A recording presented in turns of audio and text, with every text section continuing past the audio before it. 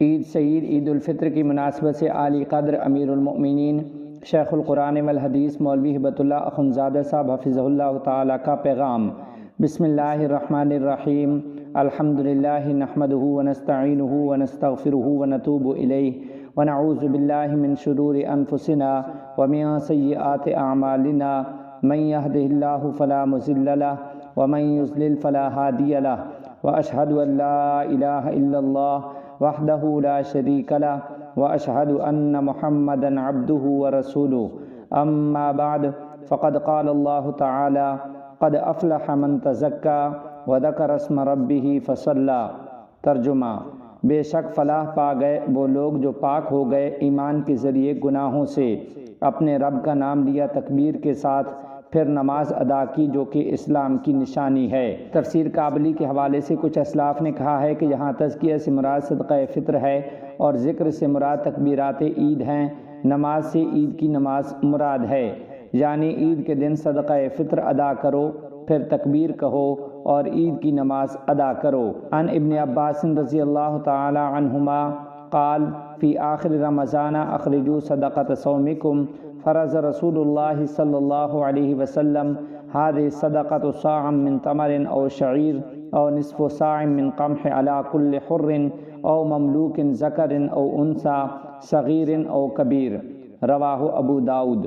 ترجمہ: روایت ہے کہ حضرت عبداللہ ابن عباس رضی اللہ تعالی عنہما نے رمضان کے آخری دنوں میں لوگوں سے کہا، تم لوگ اپنے روزوں کی زکوٰۃ ادا کرو، یعنی صدقہ فطر ادا کرو۔ رسول اللہ صلی اللہ علیہ وسلم نے یہ صدقہ ہر مسلمان آزاد، غلام، باندی، مرد، عورت اور بچوں پر کھجور اور جو کے 1 صاع اور گندم میں آدھی صاع کے ساتھ فرض یعنی واجب قرار دیا ہے۔ وعنہ قال فرض رسول اللہ صلی اللہ علیہ وسلم زکاة الفطر طہرۃ للصائم من اللغو والرفث وطعمۃ للمساکین۔ ترجمہ: حضرت عبداللہ ابن عباس رضی اللہ تعالی عنہما نے روایت کی ہے کہ رسول اللہ صلی اللہ علیہ وسلم نے روزہ بیہودہ گفتگو اور لغو کلام سے پاک کرنے کے لیے اور غریبوں کو کھلانے کے لیے صدقہ فطر لازم قرار دے دیا ہے۔ قال رسول اللہ صلی اللہ علیہ وسلم من صام رمضان ایمانا و احتسابا غفر له ما تقدم من ذنبہ، متفق علیہ۔ ترجمہ: رسول اللہ صلی اللہ علیہ وسلم نے ارشاد فرمایا، جو شخص ایمان کے ساتھ شریعت کو سچ سمجھتے ہوئے اور رمضان کی فرضیت کے اعتقاد کے ساتھ اور طلب ثواب کے لیے، یعنی ریاکاری کے لیے نہیں بلکہ خالص اللہ تعالیٰ کے لیے روزہ رکھے، اس کے گناہ بخش دیے جاتے ہیں جو اس نے پہلے کیے ہوتے ہیں۔ افغانستان کے مومن و مجاہد عوام اور دنیا بھر کے مسلمانوں کے نام السلام علیکم ورحمۃ اللہ وبرکاتہ۔ وبعد، میں تمام مسلمانوں کو عید الفطر کی مبارکباد دیتا ہوں۔ اللہ تعالیٰ تمہارے روزے، تراویح، صدقہ فطر، دعائیں اور دیگر بدنی و مالی عبادات قبول فرمائے۔ محترم بھائیوں، سب سے پہلے اللہ تعالیٰ کا شکر ادا کرو کہ جس نے ہمیں اسلامی شرعی نظام نصیب فرمایا ہے اور ہم روشن مقدس نظام کے سائے میں زندگی گزار رہے ہیں۔ اللہ تبارک و تعالیٰ کے فضل سے ہم نے امن کی فضا میں روزہ رکھا اور آج ہم عید الفطر کی نماز ادا کر رہے ہیں اور یہ خوشی امن کی فضا میں منا رہے ہیں۔ اللہ تعالیٰ کا پاک ارشاد ہے، لَإِن شَكَرْتُمْ لَأَزِيدَنَّكُمْ وَلَإِن كَفَرْتُمْ إِنَّ عَذَابِي لَشَدِيدٌ، آیت نمبر 7 سورہ ابراہیم۔ ترجمہ: اگر تم گزشتہ نعمتوں اور احسانات پر شکر ادا کرو تو ضرور بالضرور میں تمہاری نعمت میں اضافہ کروں گا، اور اگر تم ناشکری کرو گے میری نعمتوں اور احسانات کی تو بے شک میرا عذاب بہت سخت ہے۔ اللہ تعالیٰ کا فرمان ہے، قُلْ بِفَضْلِ اللَّهِ وَبِرَحْمَتِهِ فَبِذَلِكَ فَلْيَفْرَحُوا هُوَ خَيْرٌ مِّمَّا يَجْمَعُونَ، سورہ یونس۔ ترجمہ: کہہ دو اے محمد صلی اللہ علیہ وسلم مومنوں سے کہ خوش رہیں اللہ کے فضل، قرآن سے اور اس کی رحمت یعنی دین سے۔ تفسیر کابلی میں ہے کہ اللہ تعالیٰ سے اسی فضل اور رحمت پر مومن خوش ہوں، کیونکہ یہ فضل اور رحمت بہت بہتر ہے ان مالوں سے جو یہ لوگ جمع کر رہے ہیں۔ اس لیے مومنوں کو اس پر بہت خوش ہونا چاہیے، کیونکہ یہ مذکورہ چیزیں جو کہ قرآن کریم اسلام اور دیگر مقدسات ہیں بہت بہتر اور اعلیٰ ہیں۔ جس نعمت پر شکر ادا کیا جائے اللہ تعالیٰ اس نعمت میں اضافہ کر دیتے ہیں، اور اگر خدا نخواستہ ناشکری ہو جائے تو اللہ تعالیٰ نے عذاب کی تنبیہ کی ہے جو بہت بڑا خطرہ ہے۔ اس لیے میں اپنے مسلمان بھائیوں کو تاکید کرتا ہوں کہ اللہ تعالیٰ کا شکر ضرور ادا کریں، ہمیشہ اللہ تعالیٰ کے شکر گزار بندے بنے رہیں۔ اللہ تعالیٰ کا دیا ہوا شرعی نظام، امن، اخوت اور اتحاد، یہ سب وہ کچھ ہے جس سے ہم عشروں سے محروم ہیں۔ آج جب اللہ تعالیٰ نے یہ نعمتیں ہمیں دی ہیں تو پہلے اس پر شکر ادا کریں، اس کی حمایت میں مضبوطی سے کھڑے ہوں، اس کی حمایت کریں، اس کی اصلاح کریں اور اس سے خیرخواہی رکھیں۔ سب سے زیادہ علماء کی ذمہ داری ہے کہ سب لوگوں کو اور امارت اسلامیہ کے ذمہ داران کو اللہ تعالیٰ کی بندگی کی طرف متوجہ رکھیں، ان کی اصلاح کرتے رہیں، انہیں بہتر مشورے دیں، انہیں نصیحت کریں اور ان کی خیرخواہی کریں، ہمیشہ انہیں عبادات کی طرف دعوت دیں۔ مساجد کے ائمہ کی ذمہ داری ہے کہ اپنے نمازیوں اور ان کے بچوں کو عقائد اور اعمال و اخلاق سکھانے اور ان کی اصلاح و تربیت کی طرف روزانہ کی بنیاد پر متوجہ ہوں، ان پر مسلسل محنت کریں، خصوصاً معاصر فتنوں سے انہیں بچائیں۔ اسلامی شریعت کا نفاذ۔ اسلام کے ایک مقدس رکن جہاد فی سبیل اللہ کا اہم ہدف اعلاء کلمت اللہ اور اسلامی شریعت کی تنفیذ ہے۔ امارت اسلامیہ بھی مقدس جہاد کے اہداف کے حصول اور مجاہدین کی قربانیوں کے تحفظ کے لیے اسی بنیادی ہدف کو ترجیح دیتی ہے۔ اس کے حصول کے لیے مختلف کوششیں اس وقت جاری ہیں۔ انصاف کا قیام، شرعی حدود و تعزیرات اور شرعی محاکم کا قیام شریعت کے اصولوں کے مطابق بلا تفریق قائم کی جا رہی ہیں۔ ظلم کا خاتمہ اور مظلوم کا دفاع کیا جا رہا ہے۔ منکرات کی روک تھام اور معروف کے قیام کے لیے امر بالمعروف و نہی عن المنکر و سماع شکایات کی وزارت شرعی اصولوں کے مطابق مذکورہ مقدس ذمہ داری ادا کر رہی ہے۔ صوبوں میں علماء کونسلز صوبائی حکام کے کاموں میں شرعی احکام پر عمل درآمد اور انہیں اچھے مشورے فراہم کرنے، علماء کے درمیان اتحاد و اتفاق کے قیام اور عوام اور حکومت کے درمیان اعتماد سازی کے لیے ایک طے شدہ طریقہ کار کے مطابق مصروف کار ہیں۔ صوبائی حکام بھی علماء کونسلز کی اطاعت کے مکلف کر دیے گئے ہیں۔ صوبوں کے بعد اس طرح کی کونسلز کے قیام کا سلسلہ اب اضلاع کی سطح پر بھی شروع کر کیا ہے۔ تدریجی طور پر پورے ملک میں تمام اضلاع میں علماء کرام اور قبائلی عمائدین کی کونسلز قائم کیے جائیں گے۔ عدالتوں کا دفاع، اس کے فیصلوں پر اطمینان و اعتماد اور انہیں تسلیم کرنا، امر بالمعروف و نہی عن المنکر کی نصائح پر عمل درآمد اور مختلف امور میں ان سے تعاون اور انفرادی اور اجتماعی طور پر شریعت کو تسلیم کرنا ہر مسلمان کی ذمہ داری ہے۔ نئی نسل کی دینی اور اس کے ساتھ ساتھ عصری تعلیم کے لیے تمام صوبوں اور اضلاع میں وزارت تعلیم کی تشکیلات فعال ہیں اور سینکڑوں دینی علمی مراکز فعال کر دیے گئے ہیں۔ تمام یتیموں کی پرورش، تعلیم اور بہتر کفالت کے لیے ہر صوبے اور بہت سے اضلاع میں دارالایتام قائم کی گئی ہیں، جس کا انتظام ایک باقاعدہ محکمہ سنبھال رہا ہے۔ اپنے بچوں کی اچھی تربیت کرنا، انہیں تعلیم دینا اور انہیں یہ مواقع فراہم کرنا کہ وہ دینی تعلیمات سیکھ سکیں، یہ ہر مسلمان بھائی کی ذمہ داری ہے۔ افغانستان کئی عشرے بدامنی، بدحالی اور مشکلات میں گزار چکا ہے۔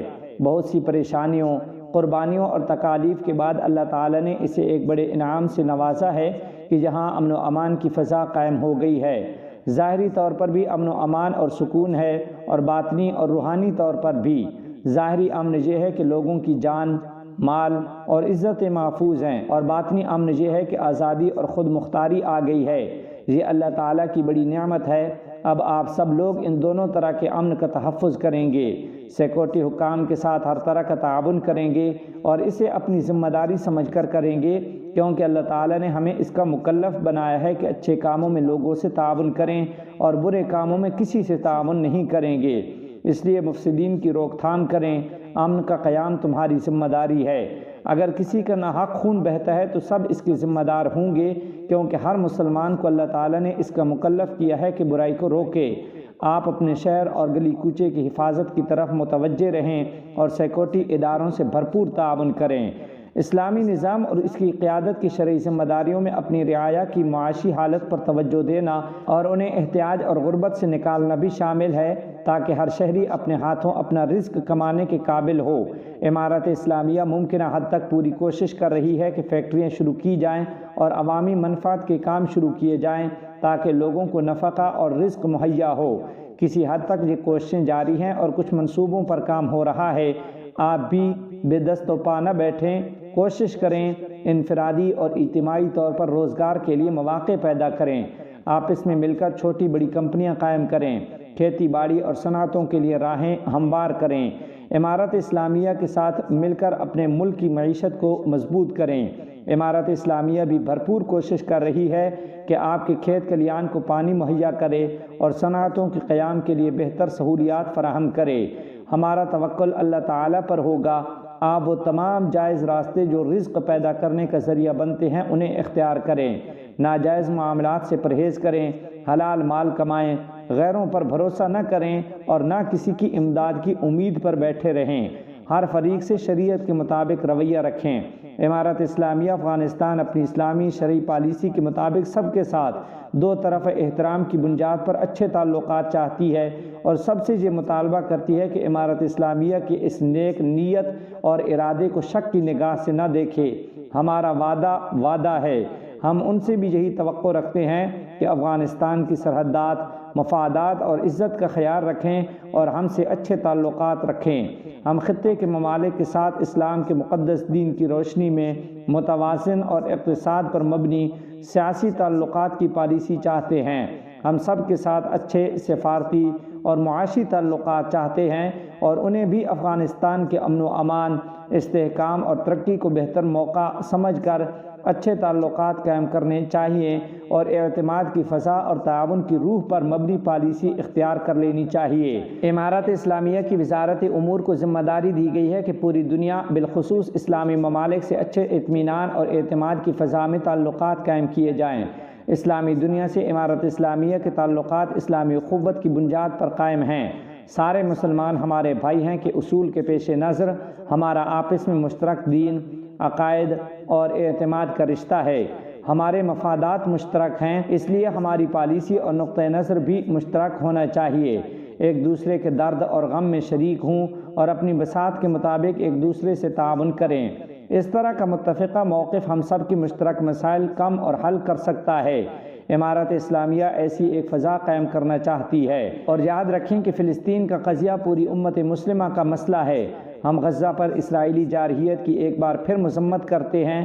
پوری اسلامی دنیا بلکہ عالمی دنیا سے مطالبہ کرتا ہوں کہ جلد از جلد اسرائیلی جارحیت پسندوں کے ظلم کا راستہ روکے تاکہ وہاں ظلم اور جارحیت کا خاتمہ ہو۔ خصوصاً امت مسلمہ کی ذمہ داری ہے کہ مظلوم فلسطینیوں کے موقف کی حمایت کریں اور بیک آواز اپنے وسائل و امکانات کے مطابق فلسطینیوں کا ساتھ دیں۔ افسوس کی بات تو یہ ہے کہ دنیا بھر کے انسانی حقوق کے دعوے دار فلسطین پر ہونے والے مظالم کا تماشا کر رہے ہیں۔ اب تک کسی عالمی فریق نے ان مظالم کے خاتمے کے لیے عملی قدم نہیں اٹھایا اور اس بڑے سانحے کے حوالے سے اپنی ذمہ داری پوری نہیں کی۔ امارت اسلامیہ کی جانب سے اپنی شرعی ذمہ داری کے مطابق ملک میں منشیات کی کاشت پر پابندی اور عوام کی جانب سے امارت اسلامیہ کے حکم پر عمل درآمد بڑی کامیابی ہے۔ امارت اسلامیہ کے عزم کے ساتھ کام کا پایہ تکمیل کو پہنچ جانا اس بات کا ثبوت ہے کہ امارت اسلامیہ کو اس کے عوام کی حمایت اور اعتماد حاصل ہے۔ یہ اس بات کو واضح کرتا ہے کہ افغانستان منشیات سے پاک ہو رہا ہے۔ اس کے ساتھ ساتھ کابل اور ملک کے دیگر صوبوں میں منشیات کے عادی افراد کو جمع کر کے علاج کے بعد صحت و تندرستی کے ساتھ ان کے خاندانوں کے حوالے کرنا دوسری شرعی ذمہ داری ہے جو امارت اسلامیہ نے ادا کی ہے اور اپنے ملک و ملت کے ایک بڑے حصے کے لوگوں اور ان کے خاندانوں کی تکالیف اور پریشانیوں کا سدباب کیا ہے۔ امارت اسلامیہ کے تمام حکام اور مجاہدین کو ذیل میں کچھ نصیحتیں کی جا رہی ہیں، اس پر عمل کریں اور ہر ذمہ دار اپنے ماتحتوں کے ساتھ اسے شریک کرے تاکہ ہم اپنے عوام کی اچھی خدمت کر سکیں، ان سے اچھا رویہ اپنا سکیں اور ان کے شرعی حقوق مہیا کریں۔ نمبر 1، تمام ذمہ داران اپنے کاموں کی طرف اچھی طرح متوجہ رہیں۔ افغانستان کے شہریوں کے کام ہر وزارت، محکمہ اور صوبائی حکام سے وابستہ ہیں۔ اگر کوئی ذمہ دار اور حاکم اپنی ذمہ داریوں کی انجام دہی میں غفلت برتتا ہے تو اس سے بہت سے انسانوں کے حقوق ضائع ہوں گے اور ذمہ داران اور حکام کی غفلت کے لیے شریعت میں کوئی عذر قابل قبول نہیں ہے۔ نمبر 2، ذمہ داران اور حکام آپس میں بھائی چارے اور اخوت کے ساتھ رہیں، اختلاف اور اناپرستی سے بچتے رہیں، اسی سے جہاد کا ثمرہ جو کہ اسلامی نظام کی حاکمیت ہے محفوظ ہوگا۔ سوویت یونین کے خلاف افغانستان کا جہاد کامیاب ہو گیا تھا اور سوویت یونین شکست کھا گیا تھا، مگر حکام اور ذمہ داران میں اتحاد اور اتفاق نہیں تھا، اناپرستی تھی، اس لیے جہاد کے ثمرات حاصل نہ ہو سکے، اسلامی نظام حاکم نہ ہو سکا اور افغانستان کو بہت سے پریشانیوں کا سامنا کرنا پڑا۔ نمبر 3، امن و امان اس سے قائم نہیں ہوگا کہ لوگوں پر سختی کی جائے اور لوگوں کو مارا جائے، بلکہ امن کا قیام شریعت کے نفاذ اور انصاف میں پوشیدہ ہے، اور بدامنی اس وقت ہوتی ہے جب شریعت کی مخالفت کی جائے، اس لیے اپنی اصلاح ضروری ہے۔ ہر ذمہ دار فرد کا گناہ پورے نظام پر برے اثرات مرتب کرتا ہے۔ نمبر 4، ظلم سے خود کو بچائیں۔ کسی کے ساتھ ظلم ہو تو ایک مظلوم کی بد دعا پورے نظام کو ہلا دیتی ہے، اس لیے مظلوم کی بد دعا اور اللہ تعالیٰ کے درمیان کوئی حجاب نہیں ہے۔ نمبر 5، دشمنوں کو توقع ہے کہ کمیونزم کے خلاف جہاد کی کامیابی کے بعد جس طرح مجاہدین کے درمیان اختلافات پیدا ہو گئے، امارت اسلامیہ کے ذمہ داران کے درمیان بھی پیدا ہوں گے۔ ہم ان سے کہتے ہیں کہ تمہاری یہ آرزو کبھی پوری نہیں ہوگی انشاءاللہ تعالی۔ قل موتوا بغیظکم ان اللہ علیم بذات الصدور۔ نمبر 6، افغانستان کے عوام نے بہت مصائب اٹھائے ہیں، ان پر بہت مظالم ڈھائے گئے، ان لوگوں نے بہت قربانیاں دی ہیں، یہ کامیابی انہی قربانیوں کا نتیجہ ہے، اس لیے ان لوگوں کی بہت قدر کریں، ان کی خدمت کریں اور ان کی فریاد سنیں۔ جن لوگوں نے ہمیں کل اپنے گھر میں پناہ فراہم کی، اپنا لقمہ آدھا کر کے ہمیں کھلایا، آج اگر ہم انہیں بھول جائیں تو یہ بہت بڑی جفا ہے جو مجاہدین کے شایان شان نہیں ہے۔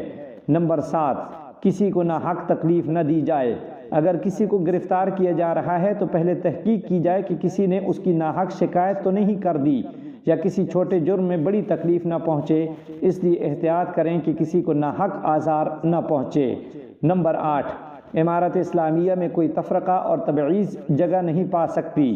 جنوب سے تعلق رکھنے والا شخص شمال میں اور شمال سے تعلق رکھنے والا شخص جنوب میں ذمہ دار مقرر ہوگا اور وہ خدمت کرے گا۔ نمبر 9، مراعات اور ترقی تقوی، اہلیت اور امانت داری کی بنیاد پر دی جائے گی۔ قوم، قبیلہ، زبان، علاقہ اور رشتے کی سوچ ذمہ داران میں پیدا نہیں ہونی چاہیے، اور اگر کوئی اس مرض میں مبتلا ہے تو سب اس کی طرف متوجہ ہوں اور اس کی روک تھام کریں۔ نمبر 10، جہاں بھی جو بھی انسان ضرورت مند نظر آئے اس تک پہنچو، یہ فرق کبھی مت روا رکھو کہ کون ہے اور کہاں ہے۔ نمبر 11، یہ وقت گزرنے والا ہے، ہماری کوشش ہونی چاہیے کہ آئندہ نسلوں کے لیے اچھی تاریخ، اچھی پالیسیاں اور اچھے اصول چھوڑ کر جائیں، زیادہ توجہ آخرت اور اللہ تعالیٰ کی رضا پر دیں۔ نمبر 12، ہمارا رازق اللہ تعالیٰ ہے، اس دنیا کی ساری قوتیں نہ تمہارا رزق چھین سکتی ہیں اور نہ تمہارا رزق بند کر سکتی ہیں، نہ یہ ہماری زندگی چھین سکتے ہیں۔ اللہ تعالیٰ پر توکل رکھیں اور اللہ تعالیٰ کی رضا کی کوشش کریں۔ نمبر 13، لوگوں کو اسلامی احکام اور اخلاق کی ترغیب دو، بے جا زور زبردستی کی بجائے ترغیب اور تحریض سے کام لو۔ طاقت کے استعمال سے لوگ تم سے نفرت کریں گے اور ترغیب سے تمہارے دوست اور معاون بنیں گے۔ نمبر 14، کوشش کرو کہ جہاد کے دور کی وہی شرعی عادات اور دینی معمولات اور تعلیم و تعلم کا سلسلہ جاری رہے۔ نمبر 15، قرآن کریم سے تعلق رکھو، دن میں کم از کم ایک مرتبہ اٹھا کر تلاوت کر لیا کرو۔ نمبر 16، بڑے مناصب سے خوش مت ہوا کرو اور کسی منصب سے ہٹا دیے جاؤ تو ناراض مت ہو جایا کرو، مطلب یہ کہ منصب سے دل نہ لگاؤ۔ نمبر 17، سابقہ ادوار کے بدنام لوگوں سے عبرت حاصل کرو، اس لیے ایسے اعمال سے گریز کرو جو بدنامی اور بدگمانی کا سبب بنے، بلکہ سلف صالحین کے اخلاق اپنے اندر پیدا کرو۔ افغانستان کے صاحب ثروت اور امیر لوگوں سے کہتا ہوں کہ ان مبارک ایام میں نادار اور غریب افغان شہریوں کو یاد رکھیں، یہ ہمارے بھائی ہیں، ان سے تعاون ہمارا فریضہ ہے، سب اپنے وسائل اور بساط کے مطابق غریبوں کی مدد کریں۔ آخر میں ایک بار پھر آپ سب کو عید الفطر کی مبارکباد دیتا ہوں۔ اللہ تعالیٰ سب کو ہر طرح کی آفات سے محفوظ فرمائے، اللہ تعالیٰ کامیاب و کامران رکھے۔ والسلام، امیر المؤمنین شیخ القرآن والحدیث مولوی ہبت اللہ حفظہ اللہ تعالی 27 رمضان المبارک 1445 ہجری مطابق 6 اپریل سن 2024 عیسوی۔